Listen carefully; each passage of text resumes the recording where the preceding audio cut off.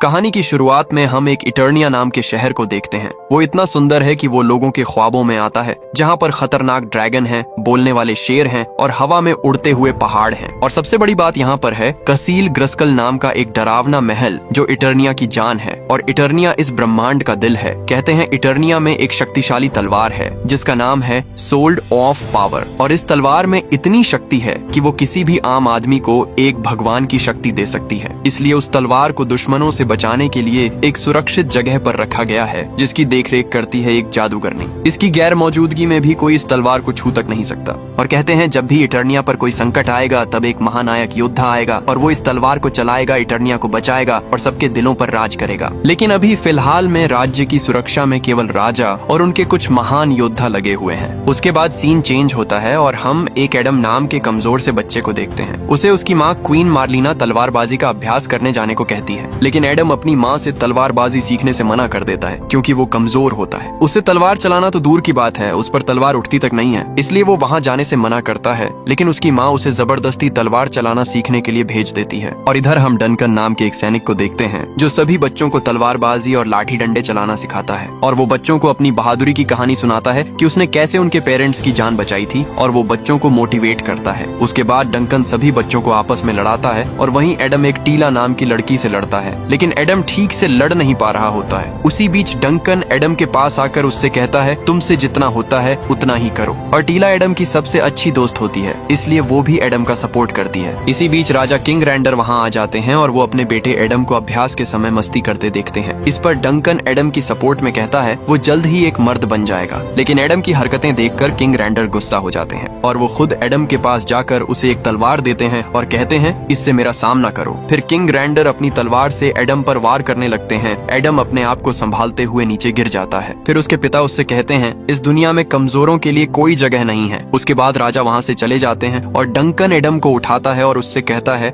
तुम्हें ताकतवर दिखना है राजा, अभी पीछे मुड़कर तुम्हें देखेंगे। लेकिन राजा पीछे मुड़कर नहीं देखते। ये देखकर एडम उदास होकर वहाँ से चला जाता है। अब एडम यहाँ पर उदास होकर खड़ा होता है, तभी यहाँ पर टीला आ जाती है। एडम टीला से उसे अकेला छोड़ देने को कहता है, लेकिन टीला उससे कहती है आज तुम मुझे पहले से ज्यादा ताकतवर लगे। ये कहते समय ही टीला को सामने जादूगरनी दिखाई देती है जो चमक रही होती है और तभी उनके पीछे एक भयंकर ब्लास्ट होता है। और तब उन्हें पता चलता है कि इटर्निया पर एक स्केलेटर नाम के खतरनाक दुश्मन ने हमला कर दिया है। आसमान में बहुत सारे शिप्स उड़ रहे होते हैं जो इटर्निया पर लगातार हमला करते जा रहे होते हैं। और राजा को यह बात पता चलती है तब तक बहुत देर हो चुकी होती है। अब डंकन राजा और बच्चों को किसी सुरक्षित जगह ले जाने की कोशिश करता है। और इधर राजा की फौज दुश्मनों के सामने ज्यादा देर टिक नहीं पा रही होती क्योंकि दुश्मन बहुत ताकतवर और खतरनाक होते हैं जिनके पास अलग अलग पावर्स होती हैं। हालांकि पावर्स किंग रैंडर के मेन सैनिकों के पास भी होती हैं। वो इटर्निया को बचाने की पूरी कोशिश करते हैं। और इधर रास्ते में डंकन राजा रैंडर और बच्चों के लिए दुश्मनों से अकेला ही भिड़ जाता है और कुछ ही देर में रास्ता साफ कर देता है। लेकिन रास्ते में अब एक ट्रैप जाव नाम का खतरनाक दुश्मन आ जाता है। इसे देखकर डंकन पहले तो राजा और बच्चों को दूसरे रास्ते से जाने के लिए बोल देता है और उसके बाद अकेला ट्रैप जाव से लड़ने लगता है। और इधर टीला को अपने पिता की चिंता होती है तो वो वापस अपने पिता के पास चली जाती है। दरअसल टीला डंकन की सगी बेटी होती है। अब डंकन और दुश्मन बहुत तेज लड़ाई कर रहे होते हैं और डंकन दुश्मन पर भारी पड़ता है और डंकन दुश्मन को मारने ही वाला होता है। उसी दौरान दुश्मन अपना हथियार बदलकर डंकन को उड़ा देता है जिससे डंकन बुरी तरह घायल हो जाता है और ट्रैप जाव यहाँ पर एक बम लगाकर चला जाता है। अब टीला अपने पिता के पास आकर उन्हें उठाने की कोशिश करती है, तभी डंकन उस बम को देख लेता है और वो तुरंत उठकर बम फटने से पहले खिड़की से कूद जाता है। और दूसरी ओर राजा और उसके परिवार को दुश्मन घेर लेते हैं। और यहाँ पर सामने आता है कहानी का मेन विलन स्केलेटर। अब किंग रैंडर अपने बच्चे एडम और अपनी पत्नी से वहाँ से जाने को कहते हैं और क्वीन मार्लिना एडम को बचाने के लिए वहाँ से भाग जाती है और राजा रैंडर अकेले ही दुश्मनों से भिड़ जाते हैं। रैंडर कुछ देर तक दुश्मनों को मारते हैं लेकिन उसके बाद दुश्मन उन्हें पकड़ लेते हैं। फिर स्केलेटर अपनी शक्ति से राजा की मूर्ति का सिर काट देता है और राजा का ताज उतार कर खुद पहन लेता है। उसी वक्त उसकी जादूगरनी आ जाती है जिसका नाम है एवेलीन। अब स्केलेटर राजा रैंडर को बंदी बना लेता है और इटर्निया पर कब्जा कर लेता है। और इधर रानी और उसका बेटा एडम जादूगरनी के पास आते हैं और उससे कहते हैं स्केलेटर यहाँ तलवार लेने आ रहा है। लेकिन इस पर जादूगरनी रानी से कहती है ऐसा कभी नहीं होगा, तुम चिंता मत करो। अब जादूगरनी एडम से तलवार यहाँ लाने को कहती है। उसके बाद एडम तलवार के पास जाता है और तलवार को उठा लेता है। उसी दौरान जादूगरनी अपने जादू से एक पोर्टल खोलती है और रानी जादूगरनी से एडम को तलवार के साथ पृथ्वी पर भेज देने को कहती है। रानी एडम से को इसका ख्याल रखने का बोलती है और कहती है कभी मत भूलना कि तुम कौन हो। तभी यहाँ पर स्केलेटर आ जाता आता है और वो तलवार मांगता है, लेकिन रानी उसे तलवार देने से मना करती है, तो वो रानी पर हमला करके उसे दूर फेंक देता है। ये देखकर एडम को बहुत बुरा लगता है। तभी जादूगरनी एडम को कहती है, इस तलवार को कभी खोना मत, यही तुम्हें घर वापस लाएगी। और जादूगरनी एक कवच बनाते हुए एक पक्षी में बदल जाती है और एडम पोर्टल में कूद जाता है। जाते समय एडम के हाथ से तलवार छूट जाती है और एडम पृथ्वी पर एक नदी में आकर गिरता है और तलवार कहीं और जाकर गिर जाती है। और अब हम 15 साल बाद का सीन देखते हैं, जहाँ पर एडम बड़ा हो चुका है और वो एक लड़की के साथ डेट पर आया हुआ है, लेकिन वो लड़की एडम की एक अजीब कहानी सुनकर उसे रिजेक्ट करके यहाँ से चली जाती है। फिर एडम रोज की तरह उदास होकर घर वापस आ जाता है। घर पर उसके साथ उसका एक दोस्त भी रहता है और वो एडम का चेहरा देखकर समझ जाता है कि आज भी एडम ने एक नई लड़की को उसकी कहानी सुना दी, जिसकी वजह से फिर से उसे एक और लड़की रिजेक्ट करके चली गई। दरअसल ऐसा है कि एडम इस दुनिया में सेटल हो चुका है, लेकिन उसके पास एक गर्लफ्रेंड नहीं है। जब एडम किसी लड़की के साथ डेट पर जाता है, वो उसे अपनी दूसरी दुनिया की बात बताने लगता है कि वो एक राजा का बेटा है और वो यहाँ पर एक गुम हो गई तलवार को ढूंढ रहा है और वो मिलते ही वापस अपनी दुनिया में चला जाएगा और उसे इस दुनिया में एक जादूगरनी ने एक पोर्टल के जरिए भेजा है। क्योंकि एडम एक सच्चे दिल का आदमी होता है, वो किसी से झूठ बोलकर फंसाना नहीं चाहता। लेकिन इस पर एडम का दोस्त उससे कहता है, भाई तू कम से कम किसी भी लड़की को अपनी बोरिंग कहानी मत सुनाया कर, लड़कियां तुझे पागल समझती हैं। इसके बाद एडम अपने कमरे में आता है और अपनी बनाई हुई ड्राइंग देखने लगता है। उसमें वो अपने माता पिता की ड्राइंग देखता है और उदास होकर सो जाता है। फिर सुबह होते ही एडम तैयार होकर अपने ऑफिस के लिए निकल जाता है। अब ऑफिस आते ही एडम को आलस आने लगता है और उसका काम में बिल्कुल भी मन नहीं लगता। ऑफिस के काम के बजाय वो अपनी तलवार की तलाश में ही लगा रहता है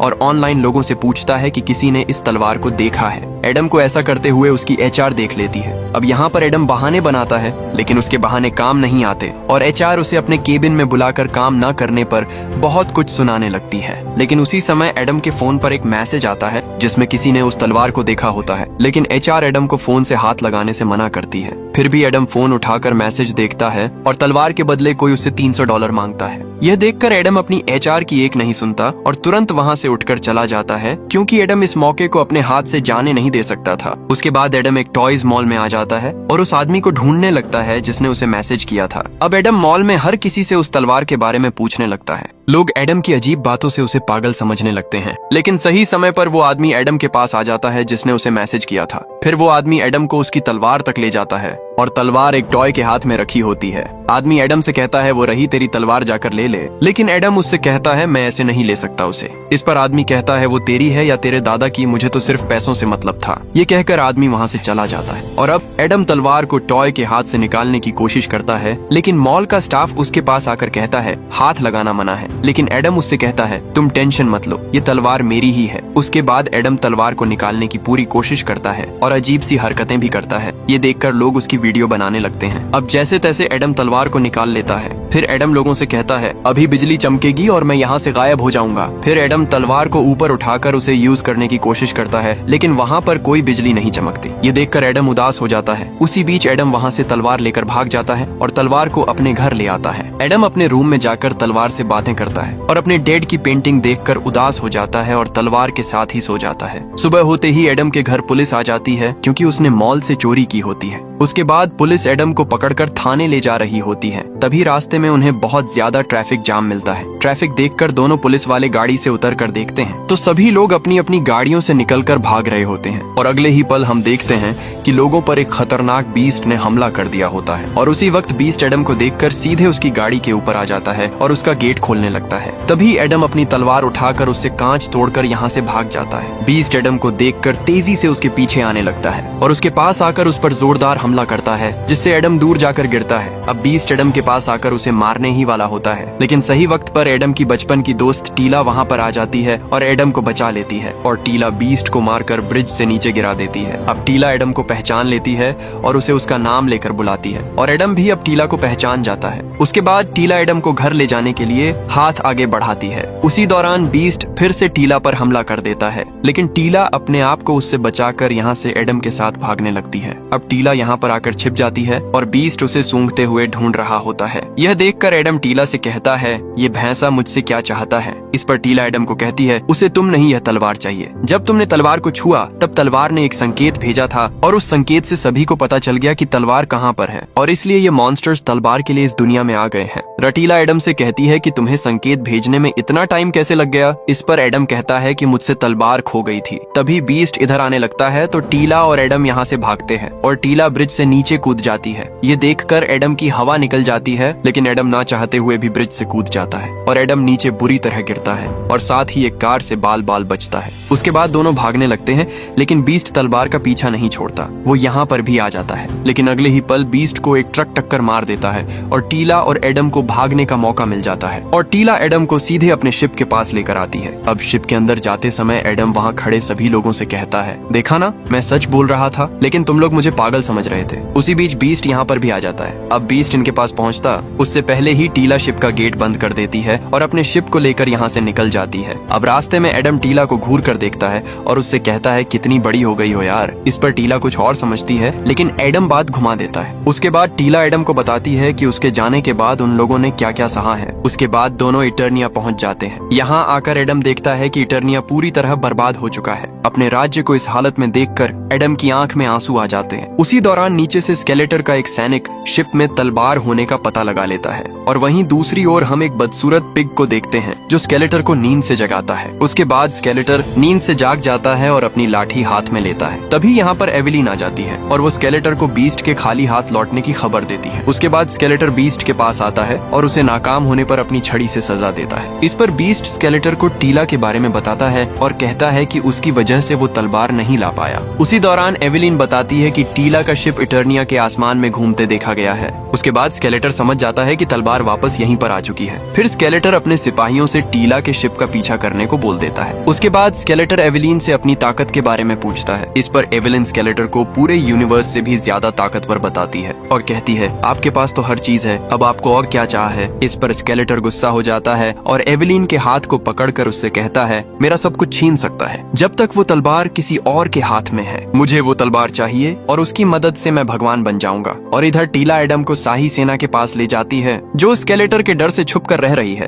अब टीला एडम को अपने लोगों के पास ले जाने लगती है और वहीं स्केलेटर का एक सैनिक शिप का पीछा करते हुए यहाँ तक आ जाता है और वो एडम के पास उस तलवार को देख लेता है। इधर टीला एडम को अपने साथियों के बारे में बता रही होती है, तभी उसे फिस्टो नाम का आदमी एक कमरे में खींच लेता है और वो टीला से कहते हैं, तुम इतने टाइम कहाँ गायब थी, हमने तुम्हें कहाँ कहाँ नहीं ढूंढा। इस पर टीला उससे कहती है, मुझे स्वर्ड ऑफ पावर यानी वो तलवार मिल गई है और उसे चलाने वाला भी। अब टीला एडम के बारे में सबको बताती है और कहती है, यही है राजा का बेटा एडम। लेकिन फिस्टो उसे राजा का बेटा मानने को तैयार नहीं था। इस पर एडम अपना पहचान पत्र निकाल कर दिखाता है। तभी यहाँ पर राममैन नाम का आदमी आ जाता है और एडम उसे देखते ही धक्केबाज कहकर बुलाता है। दरअसल एडम बचपन में राममैन को धक्केबाज के नाम से ही जानता था, लेकिन अभी भी ये सभी लोग एडम को राजा का बेटा मानने को तैयार नहीं थे। तभी फिस्टो एडम से पूछता है, मैं कौन हूँ, तुम मुझे तो जानते ही होगे। एडम इस पर फिस्टो को मुक्केबाज बताता है और सब एडम पर हंसने लगते हैं। उसके बाद एडम से राममैन वो तलवार छीन लेता है और टीला और एडम दोनों को एक कमरे में बंद कर देते हैं और इसी कमरे में एक भिखारी जैसा आदमी सो रहा होता है जिसने बहुत शराब पी रखी होती है। और वहीं एडम को एक रोबोट दिखती है जो पोछा लगा रही होती है। एडम उस रोबोट को क्लास 4 का सबसे खतरनाक रोबोट बताता है क्योंकि पृथ्वी पर यह टॉप लेवल पर था। वहीं सभी लोग मिलकर तलवार की जांच करते हैं और उन्हें पता चलता है कि यह वही असली तलवार है। तभी यहाँ पर स्केलेटर की फौज हमला कर देती है और इधर टीला इस कमरे से गेट को तोड़कर बाहर निकलने की कोशिश कर रही होती है। तभी बाहर के धमाके की आवाज आने लगती है और टीला यहाँ से निकलने की तरकीब लगा रही होती है। वहीं एडम उस रोबोट से उसकी मदद करने को कहता है, लेकिन रोबोट अपने आप को काम वाली बताती है। लेकिन एडम रोबोट को उसकी मदद करने के लिए मना लेता है और रोबोट बड़ी आराम से गेट तोड़ देती है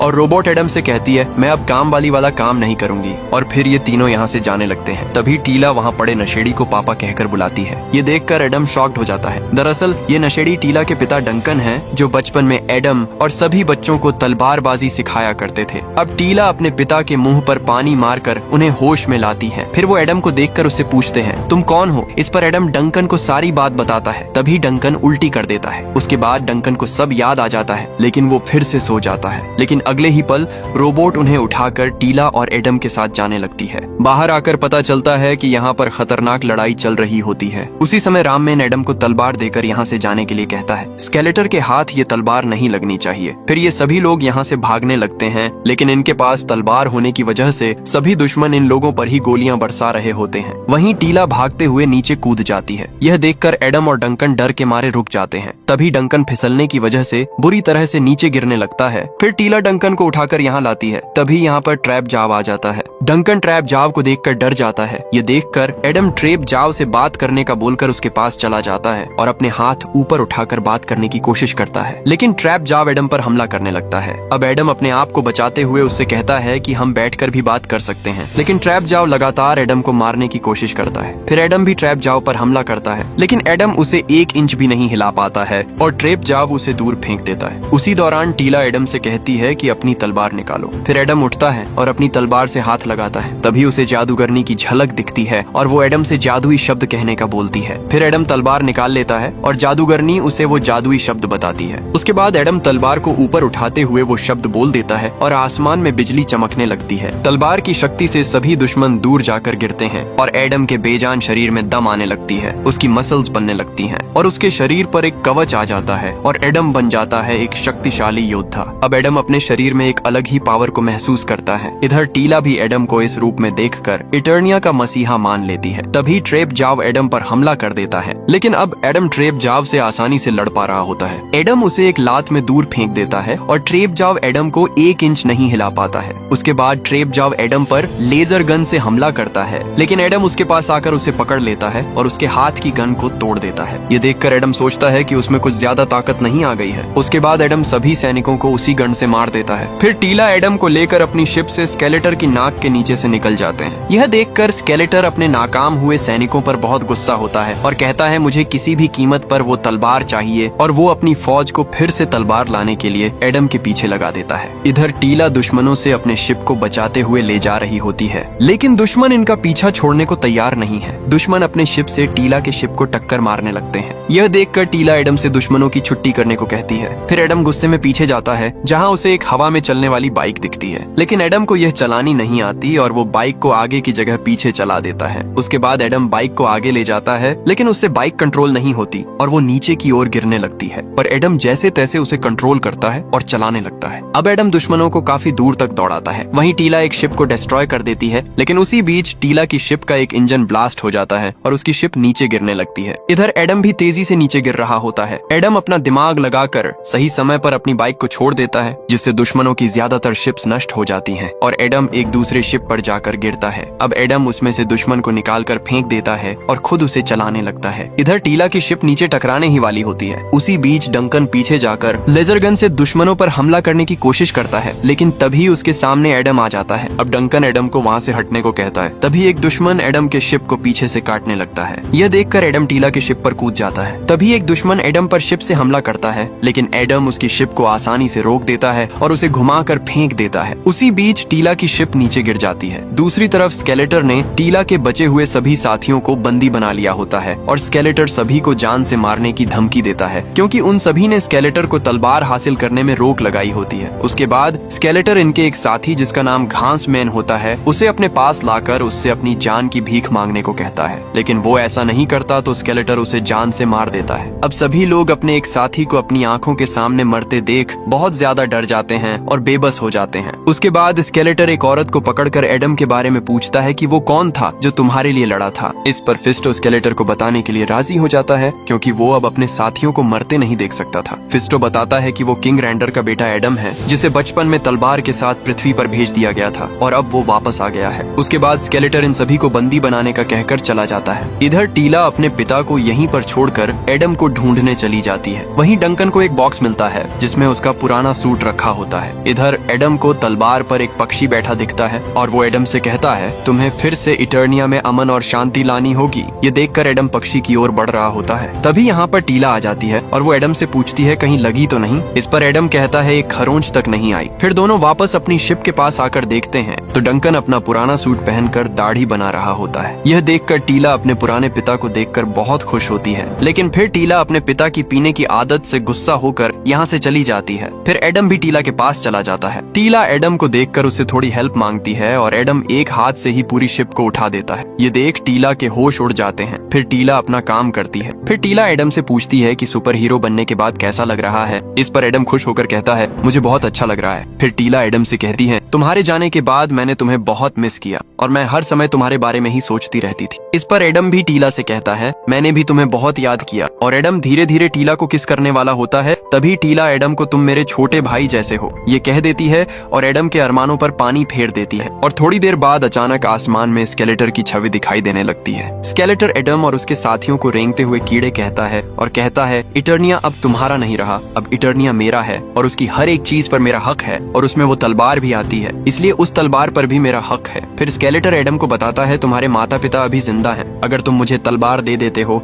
तो मैं तुम्हारे माता पिता को छोड़ दूंगा। अपने माता पिता के बारे में सोचकर एडम की आंखों में आंसू आ जाते हैं और फिर स्केलेटर यहाँ से चला जाता है। अब एडम सीधे अपने माता पिता को बचाने जाने लगता है, लेकिन टीला उसको ऐसे वहाँ जाने से मना करती है, लेकिन एडम नहीं मानता। इस पर डंकन एडम के साथ जाने के लिए राजी हो जाता है। उसके बाद टीला भी मान जाती है। फिर सभी लोग एडम के साथ स्केलेटर को मारने चले जाते हैं। अब एडम अपने साथियों के साथ स्केलेटर की बताई हुई जगह पर आ जाते हैं। यहाँ पर आते ही स्केलेटर के सैनिक एडम से वो तलवार मांगने लगते हैं, लेकिन एडम तलवार को सिर्फ स्केलेटर के हाथ में देने का कहता है। तभी यहाँ पर एवेलिन आ जाती है और वो एडम के साथियों को अपने साथ ले जाती है और एक सैनिक एडम को स्केलेटर के पास ले जाता है। एडम स्केलेटर को देखकर उससे लड़ने के लिए तलवार निकाल लेता है। तभी एडम देखता है कि उसके सामने उसके पिता रैंडर बहुत बुरी हालत में खड़े हैं। ये देखकर एडम को अपनी आंखों पर विश्वास नहीं होता और अपने बेटे को देखकर रैंडर भी बहुत खुश हो जाते हैं। तभी स्केलेटर एडम से तलवार मांगता है। इस पर एडम पहले उसके पिता को छोड़ने का कहता है, लेकिन स्केलेटर अपने सैनिकों को यहाँ पर बुलाकर एडम से तलवार छीनने को कह देता है, लेकिन एडम सभी सैनिकों पर भारी पड़ता है। उसी बीच एक सैनिक गोली मारकर एडम की तलवार नीचे गिरा देता है और सभी सैनिक एडम पर एक साथ हमला करते हैं, जिससे एडम थोड़ा कमजोर पड़ जाता है। लेकिन फिर एडम एक सैनिक को उठाकर उससे ही सभी पर हमला कर देता है। तभी एक सैनिक को तलवार मिल जाती है, लेकिन एडम उस पर वार करके तलवार नीचे गिरा देता है। फिर एडम कांटे वाले राक्षस को बुरी तरह पीट देता है और राजा अपने बेटे की फाइट देखकर बहुत खुश होता है। तभी एडम को तलवार मिल जाती है, लेकिन बहुत सारे सैनिक एकदम एडम पर चढ़ जाते हैं और एडम को दबोच लेते हैं। लेकिन तभी एडम एक साथ सभी को दूर फेंक देता है और अब एडम अकेला ही सभी को एक एक करके धूल चटा रहा होता है। उसके बाद एक लाल दानव को पकड़कर उसका सींग तोड़ देता है और उसे नीचे फेंक देता है। अब यहाँ पर एडम अकेला ही स्केलेटर की पूरी फौज को संभाल देता है। फिर एडम स्केलेटर पर हमला करने जाता है। एवेलिन अपनी शक्तियों से एडम को वहीं रोक देती है, लेकिन एडम गुस्से में आकर अपनी शक्ति से स्केलेटर पर वार करता है, लेकिन उसका वार पीछे दीवार पर लग जाता है, जिससे वहाँ की दीवार टूटकर एडम के पिता के ऊपर गिर जाती है। यह देखकर एडम तुरंत पत्थरों को हटाकर अपने पिता को निकालता है। अब एडम के पिता उसको एक मर्द की तरह लड़ते देख उसकी तारीफ करते हैं और थोड़ी देर में राजा रैंडर एडम को छोड़कर चले जाते हैं। ये देखकर एडम बहुत दुखी हो जाता है। उसी दौरान स्केलेटर यहाँ आकर एडम पर वार करके उसे बेहोश कर देता है। उसके बाद एडम को भी उसके साथियों के साथ जेल में डाल दिया जाता है और तभी एडम के सामने उसकी माँ आती है। एडम अपनी माँ को देखकर बहुत खुश होता है और इधर स्केलेटर तलवार को हासिल करके बहुत खुश होता है और तलवार को ऊपर उठाते हुए जादुई शब्द बोलता है, लेकिन तलवार की शक्तियाँ काम नहीं करती हैं। ये देखकर स्केलेटर गुस्से में आकर एवेलिन की गर्दन पकड़कर उससे पूछता है, ये काम क्यों नहीं कर रही है। इस पर एवेलिन अपनी जान बचाने के लिए स्केलेटर को एक दूसरा रास्ता बताती है। फिर स्केलेटर उस रास्ते पर चल पड़ता है। इधर डंकन एडम को समझाता है और दोनों साथ में लड़ने का प्लान बनाते हैं। तभी टीला एडम को उसके सबसे प्यारे दोस्त क्रिंजर से मिलवाती है। एडम क्रिंजर से मिलकर बहुत ज्यादा खुश हो जाता है और क्रिंजर भी एडम को देखकर बहुत खुश होता है। फिर एडम सभी लोगों को एक जगह इकट्ठा करके उनको समझाता है और लड़ने के लिए मोटिवेट करता है और एक साथ मिलकर लड़ने और इटर्निया को वापस लेने का बोलता है। अब सभी लोग जोश से भर जाते हैं और लड़ने के लिए तैयार हो जाते हैं। और वहीं हम दूसरी तरफ स्केलेटर को देखते हैं, जो अपने सैनिकों से कहता है, जो भी रास्ते में आए उसे जान से मार दो। इधर डंकन रोबोट में एक नया सिस्टम लगाकर उसे फाइटर बना देता है और फिर सभी मिलकर गेट तोड़कर बाहर निकल जाते हैं। हम इन सभी को एक नए जोश के साथ देखते हैं और फिर सभी लोग मिलकर एक झटके में यहाँ के सभी सैनिकों की छुट्टी कर देते हैं। उसके बाद सभी लोग दुश्मनों के शिप्स लेकर इटर्निया पहुंचकर दुश्मनों पर टूट पड़ते हैं। धक्केबाज एक ही बार में कई लोगों को हरा देता है और मुक्केबाज भी कम नहीं पड़ता। इधर दुश्मन की फौज आ रही होती है। तभी डंकन एडम और टीला से कहता है, तुम लोग यहाँ से आगे जाओ, मैं उन्हें संभाल लूंगा। उसके बाद टीला अपने पिता से आखिरी बार गले मिलती है। तभी एडम भी उन दोनों से चिपट जाता है। फिर एडम और टीला क्रिंजर के साथ आगे बढ़ते हैं, लेकिन क्रिंजर अभी भी फट्टू होता है। वो वहाँ जाने से मना करने लगता है, लेकिन एडम के लिए उसे उसके साथ जाना पड़ता है। इधर धक्केबाज और मुक्केबाज मिलकर पूरी फौज की बैंड बजा रहे होते हैं और इधर स्केलेटर यहाँ पर आकर तलवार तलवार की शक्तियां हासिल करने की जुगाड़ में होता है। तभी एडम और टीला क्रिंजर पर बैठकर यहाँ पर आ जाते हैं। स्केलेटर के सैनिक एडम को देखते ही भागने लगते हैं। उसके बाद एडम सीधे स्केलेटर के पास एंट्री मारता है और सीधे जाकर तलवार उठा लेता है और स्केलेटर देखता रह जाता है। टीला सीधे जादूगरनी पर टूट पड़ती है और वहीं क्रिंजर बीस्ट से भिड़ जाता है और इधर डंकन पर बहुत सारी फौज टूट पड़ती है, लेकिन डंकन यहाँ पर घबराता नहीं है और अपने दिमाग का यूज करके एक मूर्ति पर मिसाइल मारकर गिरा देता है, जिससे वहाँ का पुल टूट जाता है। ये देखकर दोनों बहुत खुश होते हैं, लेकिन तभी यहाँ पर ट्रैप जाव आ जाता है और वो सीधे रोबोट पर हमला करके उसे खत्म कर देता है। ये देखकर डंकन को बहुत ज्यादा गुस्सा आ जाता है और वो अपना हथियार निकालकर ट्रेप जाव पर टूट पड़ता है और ट्रेप जाव के मुंह में एक बम ठूंसकर नीचे कूद जाता है और ट्रेप जाव फट जाता है और डंकन वहीं रोबोट को मरता देख दुखी हो जाता है। इधर स्केलेटर एडम को मारने की पूरी कोशिश कर रहा होता है, लेकिन एडम अपनी तलवार की मदद से उसका वार झेल जाता है और अगले ही पल तलवार टूट जाती है। एडम दूर जाकर गिरता है। ये देखकर स्केलेटर उसे खिलौने वाली तलवार बताता है। फिर स्केलेटर एडम के सिर को पकड़ लेता है, जिससे एडम को बहुत दर्द होता है और एडम अचानक अपनी जिम में पहुंच जाता है, जहां पर स्केलेटर जिम करते करते एडम को नीचा दिखाता है। फिर एडम अपनी डेट पर पहुंच जाता है, जहां लड़की एडम से उसकी दुनिया कैसी थी पूछती है। तभी स्केलेटर यहां आकर एडम को खींच कर ले जाने लगता है। फिर वो अपने ऑफिस में पहुंच जाता है और यहाँ पर भी स्केलेटर आकर एडम से कहता है, इटर्निया तेरा घर नहीं, वो सिर्फ तेरा ख्वाब है।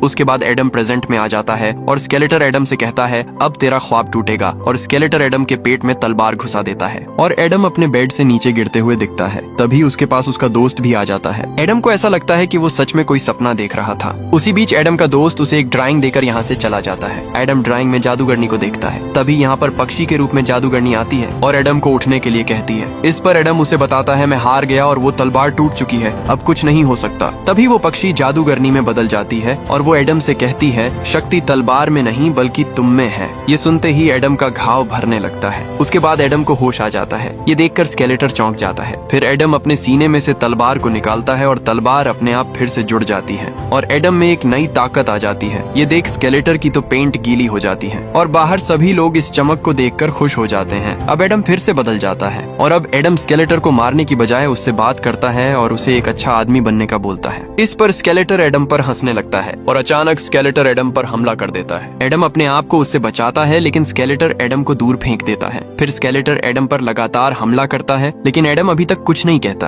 उसके बाद एडम को गुस्सा आ जाता है और उसकी आंखों का रंग बदल जाता है। फिर एडम स्केलेटर को मारना स्टार्ट करता है। एडम स्केलेटर को ऐसा मारता है कि उसका जबड़ा तोड़ देता है। अब स्केलेटर को पिटता हुआ देख उसकी जादूगरनी यहाँ से छुपके से खिसक लेती है और इधर अब स्केलेटर एडम से बैठकर बात करने का बोलता है, लेकिन एडम उसकी छड़ी को पकड़कर उसे तोड़ देता है और छड़ी टूटते ही एक बहुत पावर वाला सर्कल निकलता है और यहाँ पर एडम स्केलेटर को हमेशा के लिए खत्म कर देता है। उसके बाद टीला एडम को उसकी तलवार देती है। तभी यहाँ पर डंकन भी आ जाता है। उसके बाद हम इटर्निया का 6 महीने बाद का सीन देखते हैं, जिसमें इटर्निया फिर से एक खुशहाल राज्य में बदल जाता है। उसके बाद हम एडम की पूरी टीम को हंसते हुए देखते हैं। अब एडम के सभी साथी जंग जीतने के बाद बहुत खुश होते हैं और इसी सीन के साथ ये कहानी खत्म हो जाती है। अगर आपको ये वीडियो अच्छी लगी हो तो प्लीज वीडियो को एक लाइक करें और चैनल को सब्सक्राइब जरूर करें।